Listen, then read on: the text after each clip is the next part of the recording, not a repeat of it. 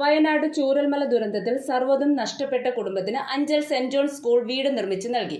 സ്കൂളിലെ വിദ്യാർത്ഥികളും അധ്യാപകരും രക്ഷിതാക്കളും ചേർന്ന് നിർമ്മിച്ചു നൽകിയ വീടിന്റെ താക്കോൽദാന ചടങ്ങും നടന്നു. മേജർ ആർച്ച് ബിഷപ്പ് കർദിനാൾ മാർ ബസിലിയോസ് ക്ലിമ്മീസ് കത്തോലിക്ക ബാബ താക്കോൽദാന ചടങ്ങ് നിർവഹിച്ചു. വയനാട് മാനന്തവാടി സ്വദേശി പ്രവിതയ്ക്കും കുടുംബത്തിനുമാണ് അഞ്ചൽ സെന്റ് ജോൺ സ്കൂൾ വീട് നിർമ്മിച്ചു നൽകിയത്. സ്കൂൾ വിദ്യാർത്ഥികളിൽ നിന്നും സമാഹരിച്ച 12 ലക്ഷം രൂപ ഉപയോഗിച്ചാണ് വീട് നിർമ്മാണം പൂർത്തിയാക്കിയത്. ദുരന്തത്തിൽ നിന്നും പ്രവിതയും കുടുംബവും കഷ്ടിച്ചാണ് രക്ഷപ്പെട്ടത്. പ്രവിതയുടെ ഭർത്തൃപിതാവിന്റെ സഹോദരന്റെ കുടുംബത്തിലെ 6 പേർ ദുരന്തത്തിൽ മരിച്ചിരുന്നു. ഒരാളുടെ മൃതദേഹം ഇതുവരെ ലഭിച്ചിട്ടുമില്ല. മീനങ്ങാടി പഞ്ചായത്തിൽ കോളാമ്പറ്റിയിൽ കുടുംബത്തിനുള്ള വസ്തുവിലാണ് വീട് നിർമ്മിച്ചു നൽകിയത്.